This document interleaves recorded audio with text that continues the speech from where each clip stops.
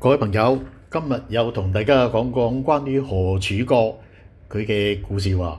今日講嘅更加精彩啊，因為今日講嘅係何柱國同埋佢嘅爺何英傑，仲有佢嘅爸爸就係何關根，更多嘅資料、更多嘅秘密喎。呢啲係全新嘅資料。咁我之前咧就放咗我個頻道上邊咧，就有一條片就係講到何柱國同佢哋個家族裏邊呢啲嘅秘密。話嗰條片直到呢一刻55,000幾人錄音，呢一刻55,000人已經睇咗啦。第一日已經有幾萬人睇啦。咁好多朋友就發覺我呢條片裏邊咧係揭露咗好多一啲嘅秘密，例如好少人要講何柱國嘅爸爸就係何關根喎，但係我唔單止講埋佢嘅爸爸何關根，仲講埋佢太太阿 Linda 喎。咁呢度咧就好多朋友好有興趣分析啦。咁咧我之後咧又放咗另外兩條片，又提出咗有三大嘅疑團啊，三大嘅謎團喎。咁我咧就提出咗幾個問題。咁我今日咧就再同大家，因為我揾咗更多嘅資料時候咧，就同大家要分享啦。咁我提出個三大謎團咧，就從各方面資料啦、邏輯各方面咧去推理嘅，然之後提出咗個疑問各樣嘅問題。咁而家咧，我又揾到啲嘅資料嘅時候咧，想同大家就講一講嘅，因為我發覺蕭若元咧，原嚟同何柱國咧係識得嘅，算唔算係好老友？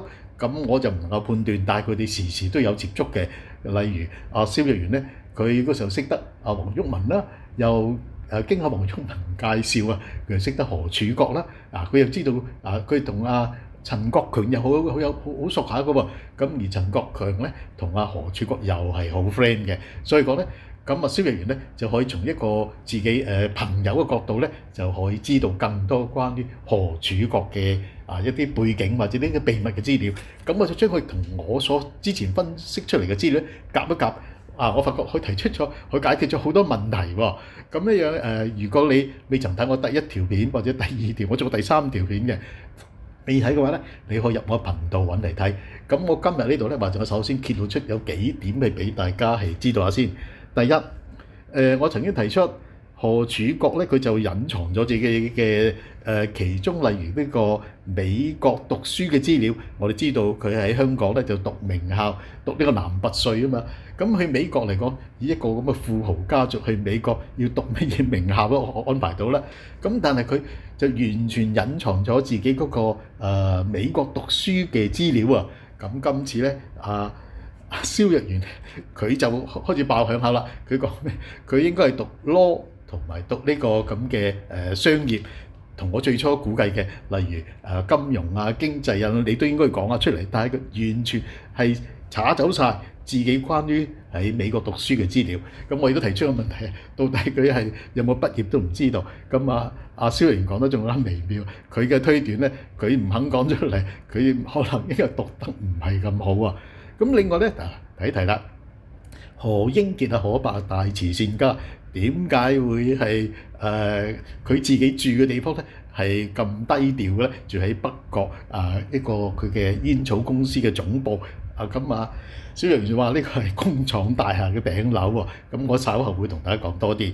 好啦，另外關於何關根咧，大家要留意啦。何關根咧，亦都係有佢特殊嘅一個情況喎。我之前咪提出咗三大嘅謎團裏面，其中一個就係佢嘅資料非常之少。就算睇維基或者睇各方面嘅資料，雖然佢揾到啲資料出嚟，但係多數都係例如一啲咩獎學金各間大學裏邊咧，就提供翻少少資料。連何關根佢係生卒年月都唔知幾時出世、幾時死、過身，完全好似係 delete 晒咁樣喎。咁呢度咧，蕭若元可以答到你啦。原來咧，佢真係一個話佢二世祖嚟㗎，不成器喎。好，唔好再講咁多字啦，俾大家聽咗蕭若元嘅錄音嘅一小段先，然之後我再繼續評論。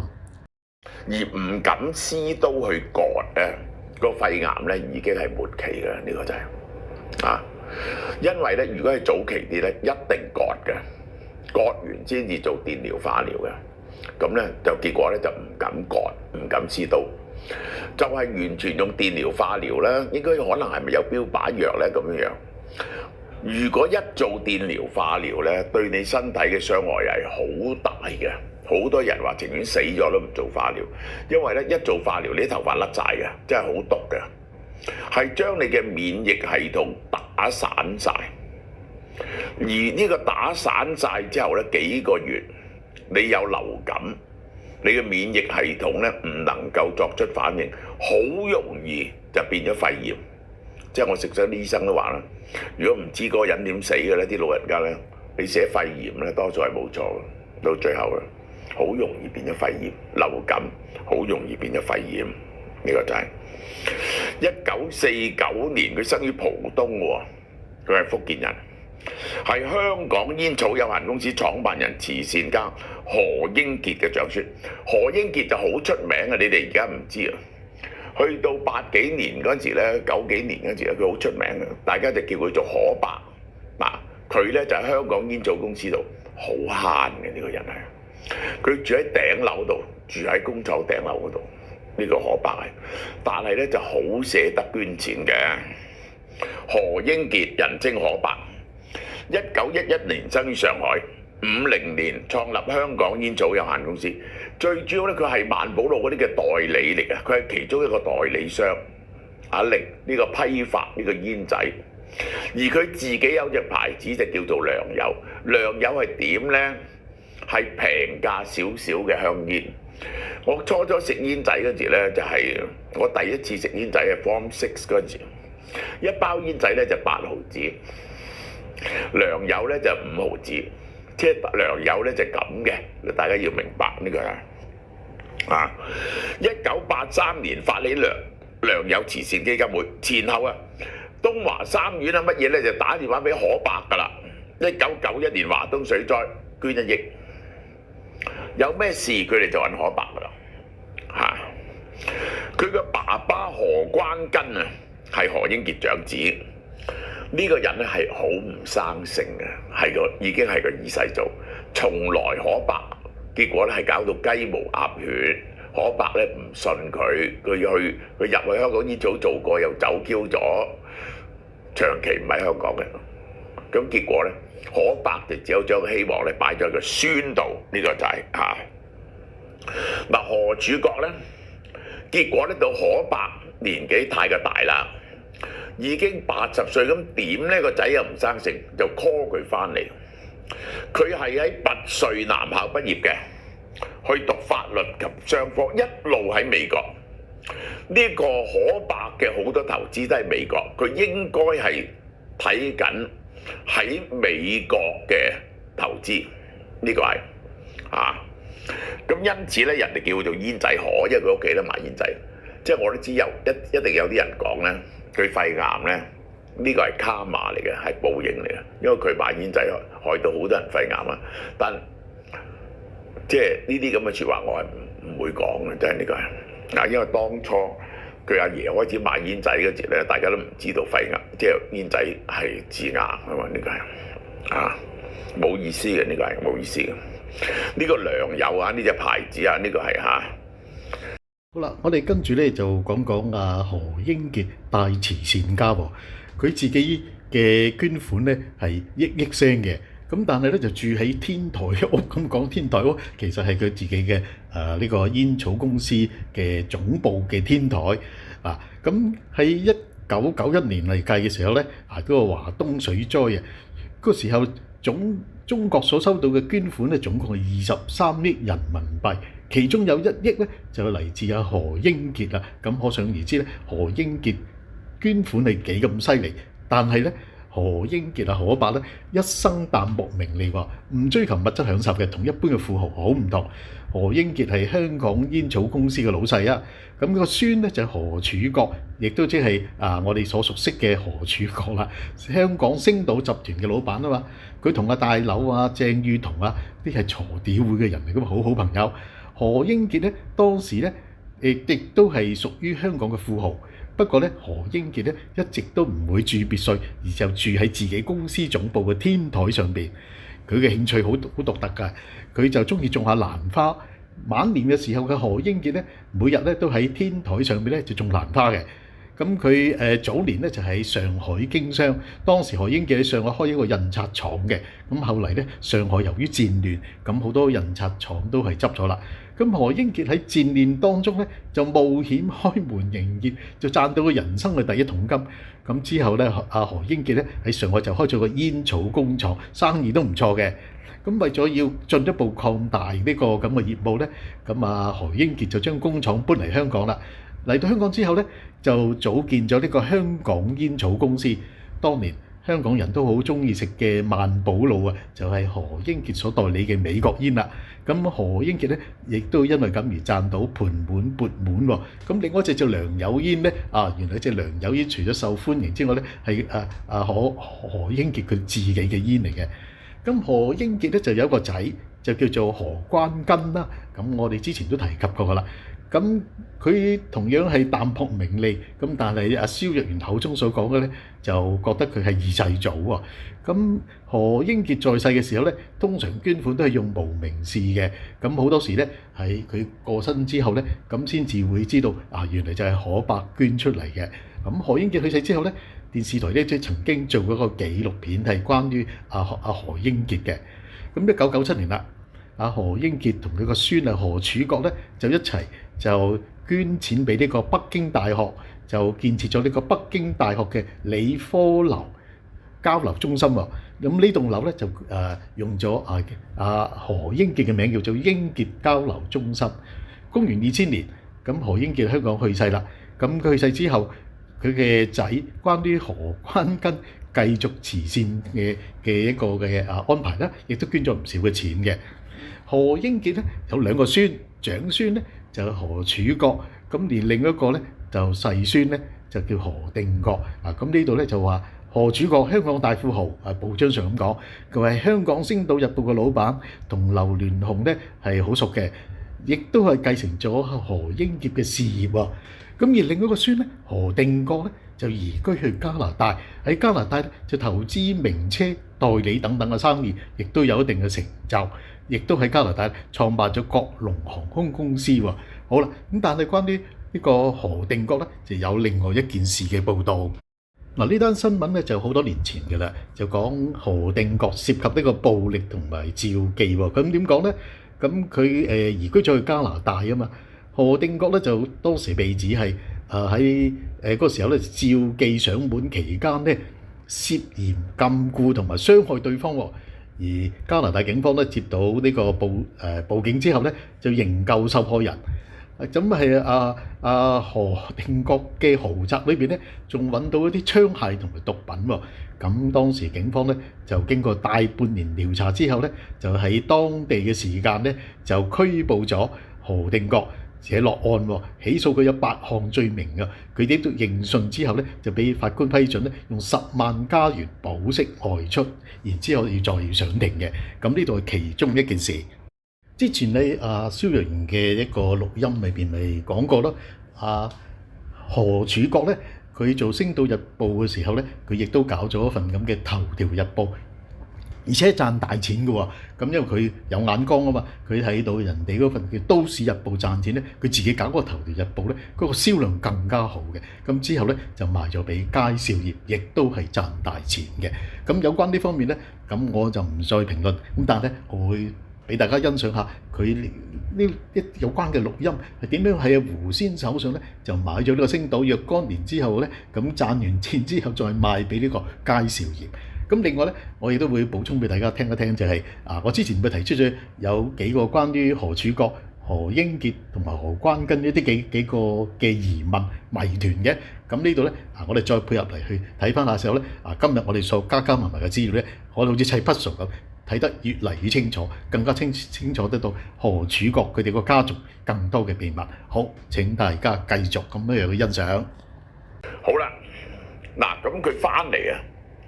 佢90幾年翻嚟，我講同佢嘅第一次相遇先。佢翻嚟咧，佢係阿黃毓民嘅老友嚟喎。嗰陣時咧，我做 Cyber Daily 咧，就係搞一個呢一個叫做鯨團基金，即係咧搞咗個大嘅慈善活動，整咗請人食飯，叫人哋捐錢俾呢一個海洋公園保護鯨團嘅，就係何柱國有份出席嘅。咁我就嗰次佢同我坐埋一席咧，因為我係主家席，咁啊同佢傾偈啦。咁佢話佢唔識電腦嘅喎。佢講起我哋嗰陣時做 internet 啊嘛，佢完全唔識電腦，呢個好奇怪。喺美國讀書9幾年唔識得電腦，呢個非常奇怪。而且我睇見咧，佢冇講喺咩學校讀書咧，咁佢讀書嘅成績咧輝煌極都有限，呢個係呢個輝煌極都有限。咁首先當日黃毓民就係佢嘅老友，我識得佢嘅第一個老友咧就係黃毓民佢當時咧，佢老豆借咗幾千萬俾胡仙，後來胡仙炒地產就彎咗，咁咧佢就追胡仙債，胡仙咧就將《星島日報》賣咗俾佢。成件事就係咁嘅。胡仙咧就係可伯嘅朋友，可伯死咗，佢咧就追胡仙債，就攞咗《星島日報》，然後咧佢咧當時呢一個都市日報喺地鐵派嘅免費報紙，佢覺得有所謂，就做咗頭條。頭條曾經係香港派發最多嘅報紙，係派發100萬份嘅，曾經派過100萬份。呢個頭條係當然啦，後來即係啲編得全部都唔得，但係佢哋有好大嘅影響力，因為頭條咁大嘅銷路。佢同個老婆黃敏珊有一仔一女嚇，好笑。嗰陣時咧，佢有緋聞啊嘛，9幾年其實就係嗰個有個港姐嘅，就係佢嘅小三嚟嘅。呢個唔係正式第一頭3名嘅港姐，而且咧即係人哋報道佢啲嘢咧，佢就話要對付人㗎嚇。呢個，所以咧呢個人咧啲脾氣係好犀利嘅。大家 search 下啦，我唔想講佢嗰啲緋聞，因為佢已經過咗身。大家要知咧，就自己可以 search。好啦。令我震驚嘅一樣嘢咧，後來咧就邊個係佢嘅老友咧？我朋友邊個老友？佢有一段時期咧，又同學王陳國強咧係攬頭攬頸一齊出入喎。日我嗰時我同陳國強都熟，佢成日同我講Charles講乜啊？我而家又去見 Charles 係咁樣嘅，呢個就係。另一件事令我震驚嘅就係2014年4月28號，佢個仔娶咗林建岳個女，哇！嗰場婚宴犀利咯，所有人用私人飛機運去呢一個法國南部尼斯，包咗間最奢華嘅酒店，請咗英國一個著名嘅歌手去唱歌個婚禮嗰度，咁咧點不知咧？嗰啲係後生一輩嗰啲潮嘅歌手咧，梗係個新郎新娘要請㗎啦。嗰班老嘢咧，冚唪唥唔識得呢個係邊個嚟？好似幾千萬請去㗎，係浪費晒㗎。而咧嗰啲人話咧，嗰啲人有人向我報料啊，佢淨係喺個酒店外邊搭嗰啲棚啊、嗰啲 canopy 啊、嗰啲裝飾品，用咗幾千萬。佢當日咧講句喺婚禮度講咗句最出名嘅嘢，佢話咧你要買嗰啲咩 Hermes 嗰啲包咧，你老豆唔捨得賣俾你，即係指林建岳啊！你要幾多都得，我賣俾你。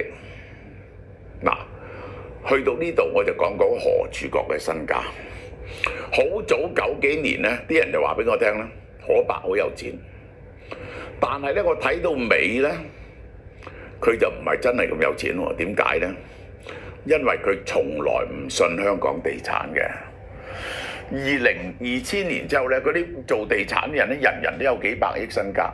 何柱國咧就係冇炒香港地產，可能咧佢又買咗啲債券嗰啲咁嘢咧，佢係好保守嘅。我估計咧佢係200-300億身家咁上下啦。何柱國係，因為咧淨係一樣嘢你就睇到啦，係咪真係有錢？就係你有冇自己有私人飛機？我係2次搭機同佢同機嘅，呢個係我係撞到佢嘅呢個就係咁呢個咧就即係證明咧佢冇私人飛機嘅，佢冇私人飛機。咁就係嗰2個 test， 第一你有冇私人飛機？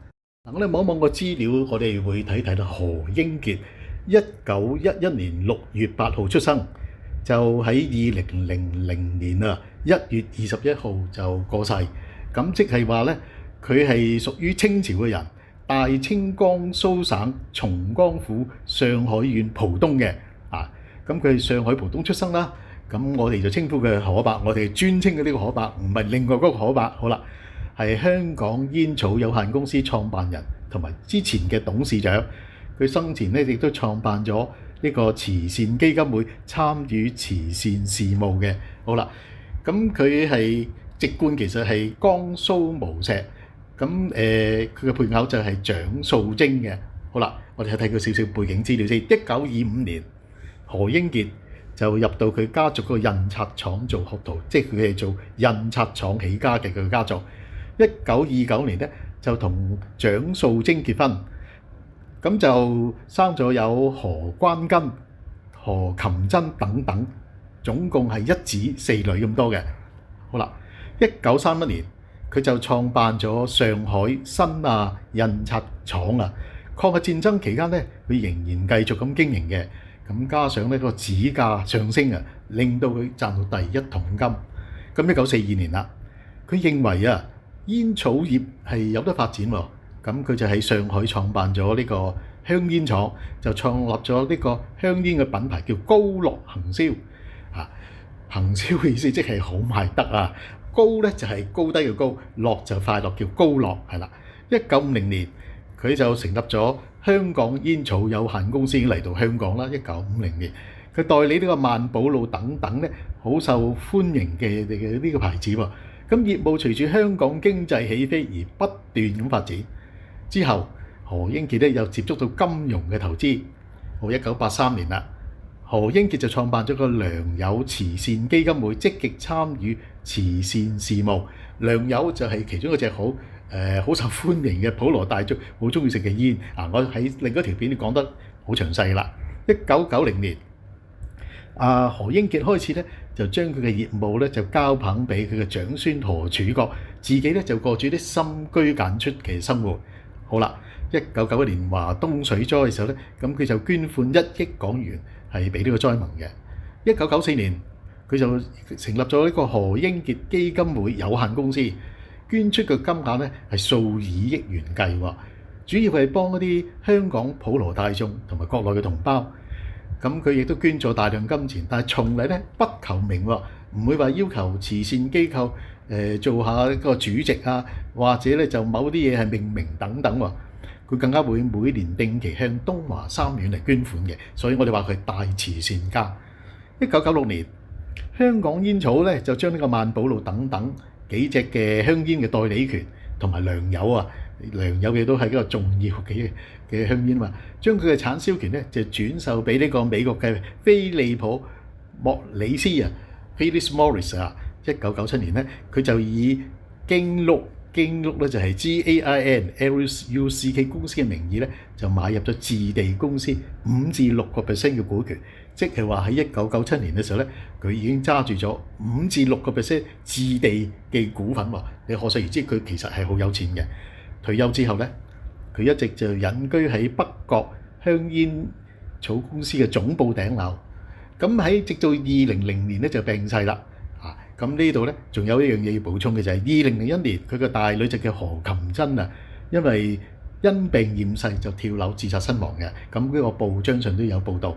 咁佢第二個孫就叫何定國就1985年咧就移居加拿大之後咧就開始投資呢個高爾夫球場啦，代理一啲名牌車啦，做啲飲品啊食品生意啦。咁2000年咧仲開始經營埋個國龍航空啊。好啦。咁睇完晒所有啲資料，我哋發覺有乜嘢特別呢？第一，佢嘅資料都係好詳盡嘅。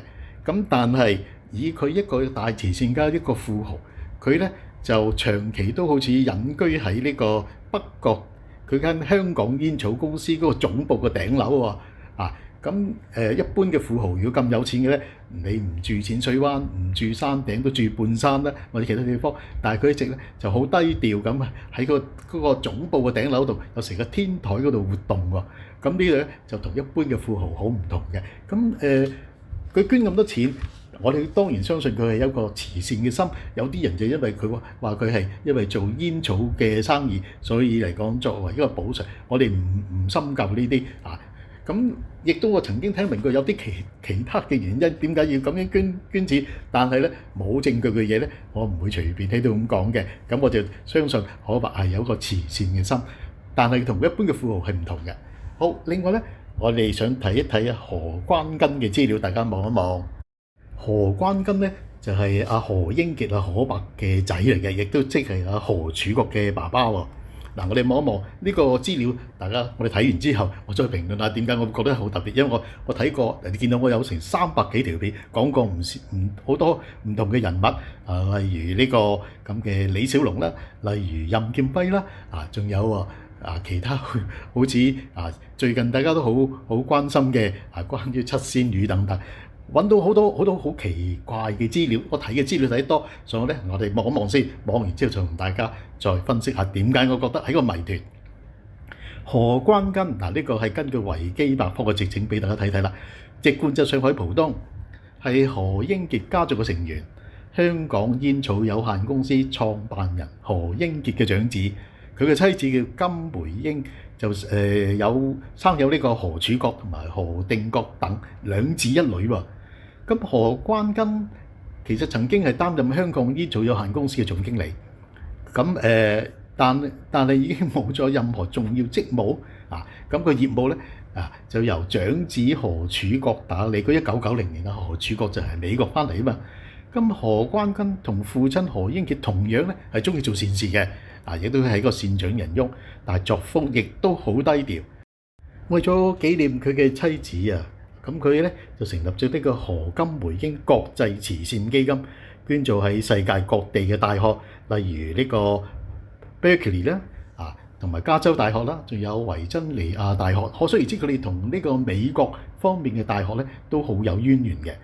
咁2004年咧，呢個基金咧又捐贈咗1億港元俾香港大學，就成立咗何金梅英獎學基金喎，同埋咧為呢個香港教育學院科技大學咧，亦都設立有關呢個何金梅英喺內地傑出學生嘅獎學金計劃，就頒俾呢啲內地嘅學生。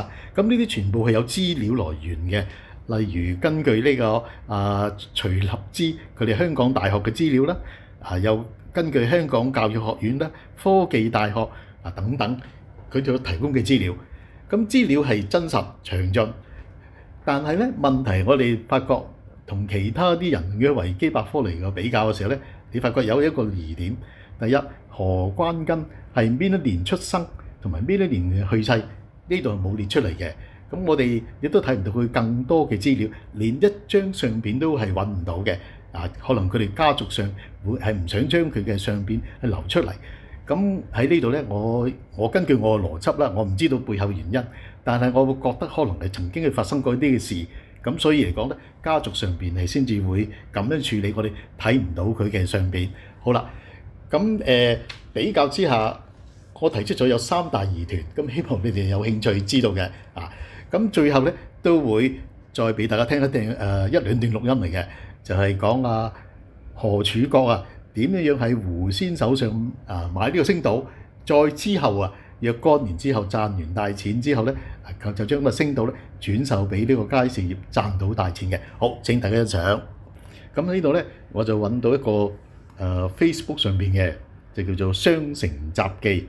咁當然俾翻個 credit 佢啦，《雙城雜記》個英文咧就叫 Business Tales of Hong Kong's Post。好啦，咁當時咧佢嗰陣係2021年5月咧。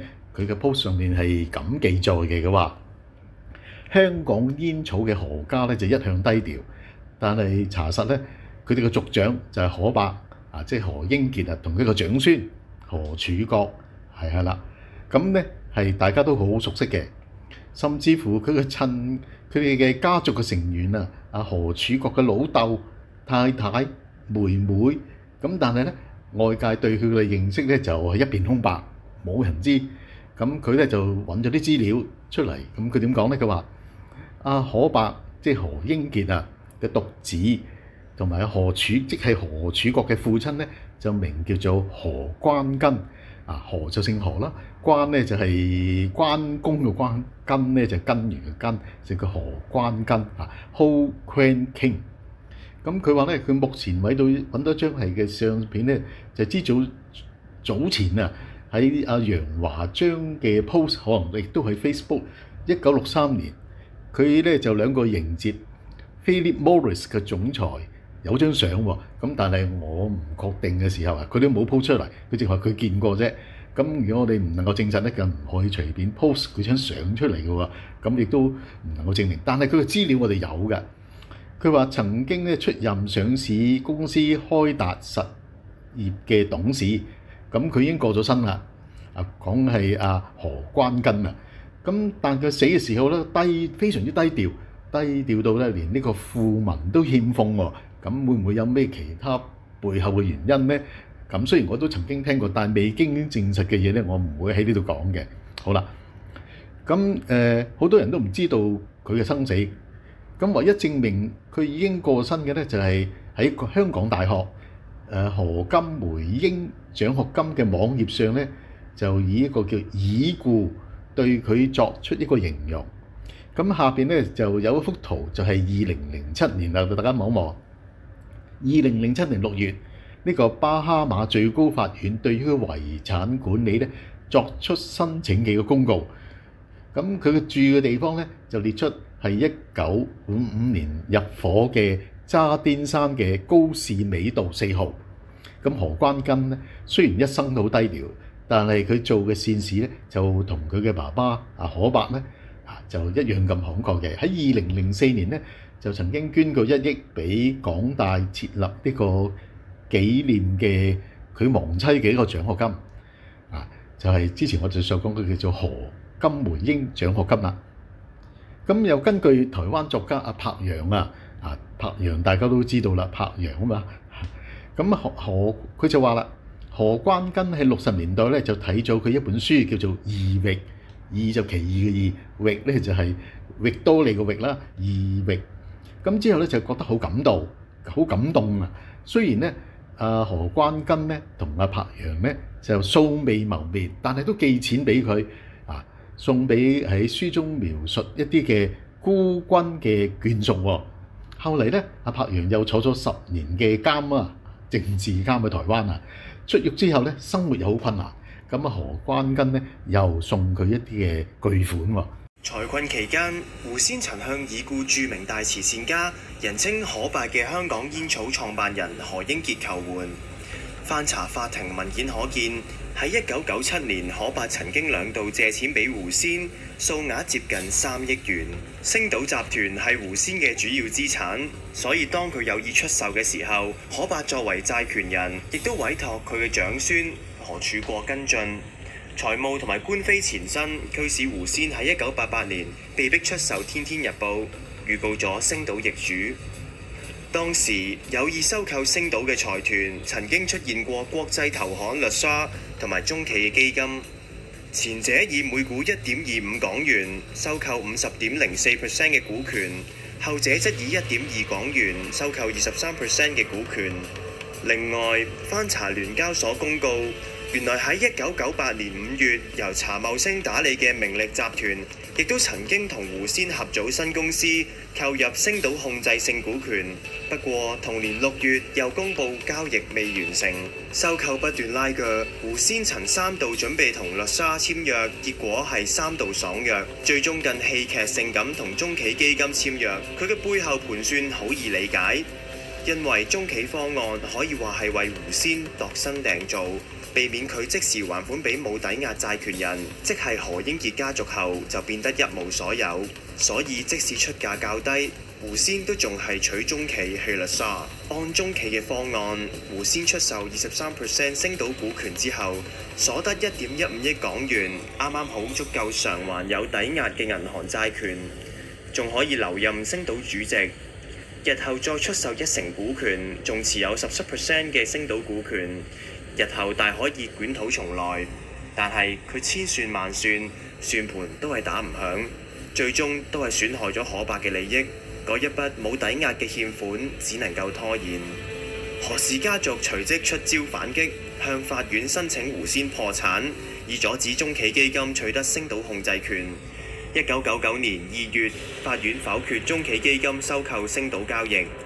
同年3月，胡仙被迫同意將星島報業出售俾何家友好嘅律沙。經過幾番博弈，胡仙辭去星島主席之職，退居董事會特別顧問，可以擔任6年，每年獲900萬利潤分成。何家亦撤回對胡仙嘅破產申請。2001年，何柱國旗下泛華科技向律沙收購星島控股權，收購戰終告一段落。繼南華早報同有線之後，再有紅色資本入主香港傳媒。27歲嘅佳兆業太子女郭曉婷接掌星島日報，係香港第10間正式染紅嘅媒體。由緬甸華僑胡文虎創辦嘅星島，早期係親台報章，直至99年，佢個女胡仙將星島嘅股權賣俾私募基金，何柱國再由基金買入星島嘅股權，編採方針由親台變親中。星島一直為何柱國帶嚟名利，每一年帶嚟可觀嘅廣告收入。何柱國更加周不時利用星島做自己嘅發聲平台。不過，自中美關係轉差，何柱國近1年低調咗。早喺舊年已經多次傳出星島賣盤嘅消息，更一度傳出澳門幫想買入星島。不過交易拖咗好耐，最終係嚟自深圳嘅佳兆業接手。根據我哋統計，由15年到而家，何柱國5年袋咗2億2千萬，呢5年賺到嘅錢都唔及佢一次過出售股權套現嘅錢咁多。呢個新買家本身同何柱國係 friend 底，佢哋喺同足為首嘅鋤 D 會度識。郭英成同玩具大王蔡志明係潮州同鄉，喺蔡志明嘅穿針引線之下，郭英成識到呢班鋤 D 會大孖沙，何柱國就係其中一個。09年佳兆業上市，呢班鋤 D 會成員都入股力撐。其中大劉喺佳兆業上市嗰陣就用咗7800萬入股，玩開債券嘅大劉喺佳兆業發出3億美金債券嗰陣即刻認購一半。2年之後，佳兆業全數贖翻，大劉因為咁套現咗25億港紙。試完甜頭之後，老婆金比有樣學樣，買咗佳兆業債券，每年穩收息近9億。就喺兩公婆賺到笑嗰陣，舊年3月債市拋售潮一嘢冚埋嚟。喺金比接手嘅債券組合入面，最重倉就係佳兆業2024年到期嘅優先票據。拋售潮令到呢批債價大腰斬，拖累金比持倉減值3億港紙。